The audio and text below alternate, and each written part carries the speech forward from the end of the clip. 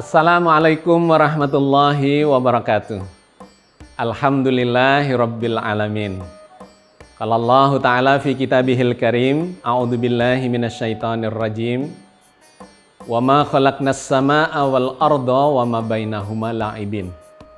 Wassalatu wassalamu ala nabiyyina Muhammadin wa ala alihi wa ashabihi wa ummatihi ajmain. Sahabat sekalian, alhamdulillah kita berjumpa lagi di episode ke-8. Hari ini saya masih berada di kota Luxor. Karena kota Luxor ini mengandung atau menyimpan banyak sejarah, ya, situs-situs yang sangat bernilai yang mengandung banyak hikmah. Kenapa? Karena kota Luxor ini pernah menjadi ibu kota dari Mesir kuno di zaman New Kingdom. Selama kurang lebih 1.500 tahun, ya, menjadi ibu kota. Yang pertama adalah Memphis, itu 1.000 tahun. Memphis itu ada di utara, ya, di kawasan dekat Kairo. Di zaman Old Kingdom itu menjadi ibu kotanya dan meninggalkan banyak situs di sekitar sana. Tetapi kemudian dipindahkan di zaman New Kingdom dan selama 1.500 tahun ke depan dalam pemerintahan New Kingdom itu beribu kotanya ada di selatan. Ini jaraknya kira-kira, ya, hampir 1.000 kilo lah dari kota lama, ibu kota lama ke ibu kota yang baru. Nah, peradabannya, situs-situsnya memiliki karakter yang berbeda, ya. Sebagiannya sudah kita jelaskan di episode yang kemarin, episode yang ke-7. Di episode ke-8 ini saya ingin melanjutkan lagi, ya, sebuah situs yang sangat menarik untuk kita kunjungi dan kemudian kita kaji untuk mendapatkan hikmahnya. Kemarin saya katakan bahwa ada 2 kuil, ya, yang dibangun di kota Thebes ini atau di kota Luxor ini, yaitu kuil Karnak yang kita bahas kemarin dan kuil Luxor. Kuil Karnak itu adalah kuil yang paling besar sepanjang sejarah peradaban Mesir kuno. Nah, yang lebih kecil itu adalah kuil Luxor, jaraknya kira-kira 3 km. Nah, di antara keduanya ini banyak terjadi ritual-ritual peradaban atau ritual-ritual agama pagan yang sangat menarik dilakukan pada waktu-waktu tertentu dan setidak-tidaknya setiap tahun sekali. Itu seperti musim hajinya gitu, ya, kalau bagi umat Islam dari kalangan pagan. Mereka menggelar berbagai festival. Hari ini kita akan melihat kuil Luxor. Kuil Luxor ini relatif lebih kecil dibandingkan kuil Karnak, ya. Dan secara bentuk relatif lebih banyak puing-puingnya, ya, runtuh, lebih banyak yang sudah runtuh dibandingkan dengan kuil Karnak yang relatif lebih utuh karena, ya, terawat dan banyak menjadi kunjungan wisatawan. Tetapi kuil Luxor ini tidak kalah menariknya. Di sana juga penuh dengan pilar-pilar yang besar. Dan patung-patung Fir'aun Ramses II khususnya dalam ukuran yang tinggi, ya. Jadi selalu itu Ramses II atau sebutannya Fir'aun the Great, Fir'aun yang paling besar dalam sejarah peradaban Mesir kuno, itu meninggalkan patung-patung dalam ukuran besar. Mulai dari selatan sampai ke utara, nanti sepanjang kita bicara situs-situs yang ada Fir'aunnya, maka dia selalu meninggalkan patung ukuran besar, ya. Oke. Nah, di kuil Fir'aun yang Luxor ini menarik. Saya sempat berkeliling di sana menggunakan kereta kuda, ya. Kereta kuda sebutannya adalah hantur, ya. Hantur ini kereta kuda kayak di sini mungkin, ya, semacam delman atau dokar kata orang Jawa. Tetapi bentuknya unik, ya, unik khas Mesir. Saya sempat berkeliling ke sana dan kemudian melihat reruntuhan-reruntuhan dari kuil Luxor itu. Ada satu hal yang menarik, ya, ketika saya sampai di bagian belakang dari kuil Luxor itu, ternyata ada sebuah bangunan yang berada di atas kuil. Nah, bangunan yang ada di atas kuil itu ternyata adalah masjid. Saya penasaran, ingin mencoba menggali bagaimana bisa ada sebuah masjid dibangun di atasnya kuil atau reruntuhan kuil, gitu, ya. Saya coba masuk ke masjid itu dan kemudian bertemu dengan takmirnya, kemudian kita ngobrol-ngobrol, saya ingin dapat ceritanya. bagaimana bisa ada sebuah masjid dibangun di atas reruntuhan kuil. Dan menariknya ketika saya mencoba menengok dari jendelanya ke arah luar, ternyata masjid itu nangkring di pilar-pilarnya kuil Luxor. Pada ketinggian mungkin sekitar 20 meteran begitu ya. Nah, saya penasaran dengan bangunan masjid yang berada di atas kuil itu. Kemudian saya masuklah ke masjid itu, bertemu, ngobrol ya dengan takmirnya. Kebetulan takmirnya lagi ada dan kemudian ada sejumlah jamaah. Kita ngobrol-ngobrol di sana. Dapat cerita panjang lebar tentang sejarah masjid yang disebut sebagai Masjid Abul Hagak itu. Ya, jadi menurut cerita dari takmir bahwa masjid ini dibangun kira-kira di abad 12-13 sesudah Masehi. Padahal usia kuil Luxor pada waktu dibangun masjid itu kira-kira sudah 3.000-an tahun lebih. Nah, siapakah yang membangun masjid itu? Dia adalah seorang sufi yang berasal dari kota Baghdad. Ya, kota Baghdad waktu itu menjadi pusat peradaban Islam ya di Irak sana. Menjadi pusat peradaban Islam dan banyak berkembang pemikiran-pemikiran sufistik.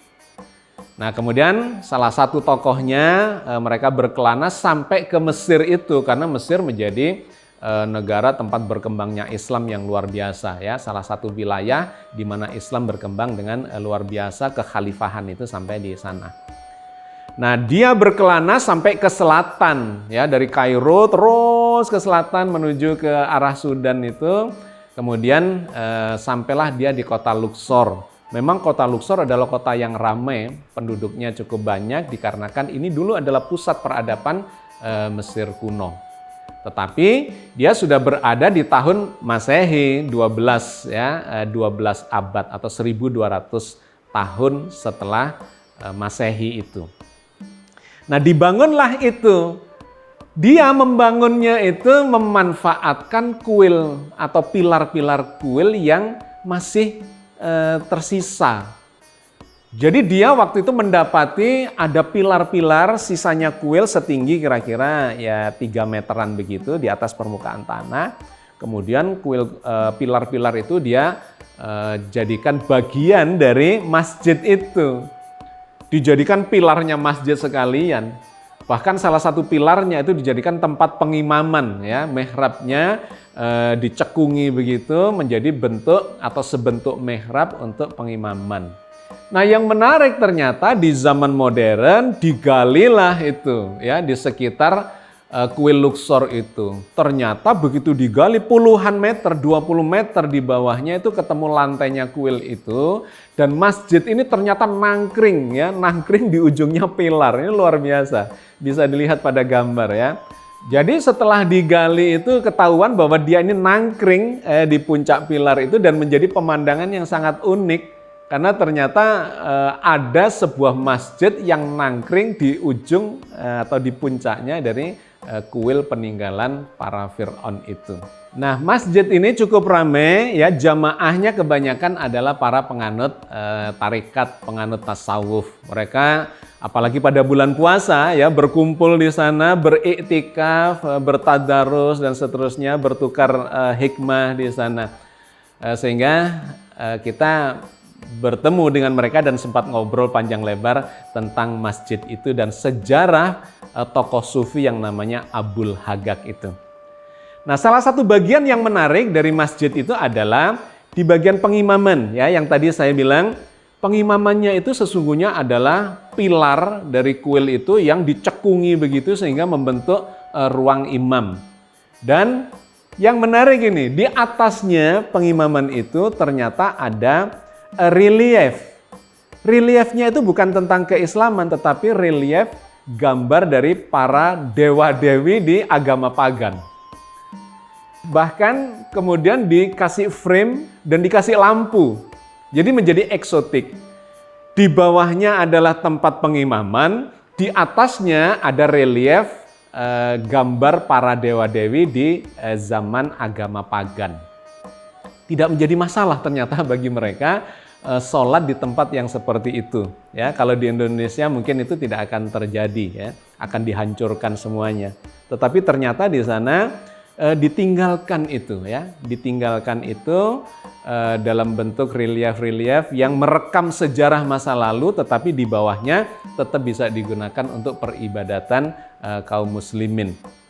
Ini mengingatkan kalau di era modern ini di Eropa, ya di Amerika, atau mungkin di Australia, ada gereja-gereja yang dijadikan tempat sholat. Ya, misalnya di musim puasa ini, di bulan Ramadan ini, dikarenakan pandemi, kemudian tidak boleh melakukan kumpul-kumpul dalam jumlah yang banyak, sehingga masjid itu kapasitasnya tinggal separuh karena harus jaga jarak. Nah, kemudian sebagian jamaah Muslim itu memanfaatkan gereja, bekerja sama dengan pihak gereja untuk sholat di dalam gereja itu. Ya, kurang lebih seperti itu kalau di era modern ini yang terjadi. Nah, di zaman itu para sufi itu menganggap itu tidak masalah dikarenakan dalam pemikiran mereka, dalam konsep ketauhidan mereka, sesungguhnya seluruh bumi ini adalah milik Allah. Dimanapun mereka berada, mereka bisa melakukan sholat itu untuk menghadap Allah selama tempatnya bersih, tempatnya suci, ya, tidak kotor dan layak untuk dijadikan tempat untuk melakukan peribadatan. Nah, ini mengingatkan kita kepada satu ayat yang sering diamalkan oleh para sufi, ya, kaum penganut tarekat dan tasawuf, yaitu dalam surat An-Nisa ayat 126. Ketika Allah mengatakan walillahi ma fis samawati wa ma fil ardi wa kanallahu bikulli syai'in muhita. Langit dan bumi itu dan segala macam isinya itu adalah milik Allah. Wa kanallahu bikulli syai'in muhita, dan Allah meliputi semuanya itu. Maka bagi seorang tasawuf, ya, penganut tasawuf, dia akan merasakan bahwa Allah itu hadir di mana-mana. Kemudian dipadu lagi dengan ayat yang berbeda di dalam surat Al-Baqarah 115 misalnya. Walillahil masyriqu wal maghribu fa aina ma tuwallu fasamma wajhullah. Timur dan barat itu milik Allah. Kemanapun kalian menghadap, kalian sedang berhadapan dengan Allah. Atau di ayat yang lainnya lagi, ketika Allah mengatakan wa nahnu aqrabu ilaihi min hablil warid. Sesungguhnya kami Allah itu lebih dekat kepadamu daripada urat lehermu.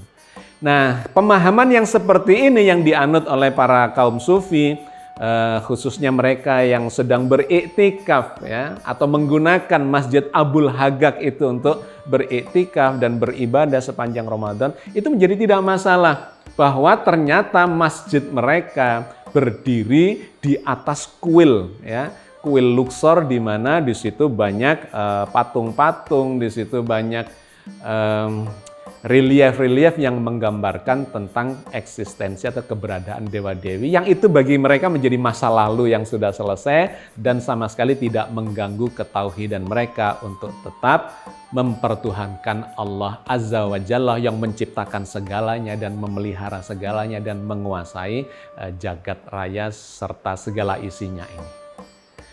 Oke, sahabat sekalian, saya kira saya cukupkan sampai di sini dulu kajian kita tentang peninggalan Fir'aun dalam bentuk kuil Luxor, ya, sebuah tempat peribadatan dari agama pagan yang sekarang tinggal reruntuhan, dan kemudian di atasnya dibangun Masjid Abul Hagak, ya, seorang sufi yang memiliki kedalaman ketauhidan, yang selalu merasakan bahwa Allah itu dimanapun, kapanpun, ya, ke arah manapun kita menghadap, selalu bersama dengan dirinya, memenuhi seluruh kesadarannya.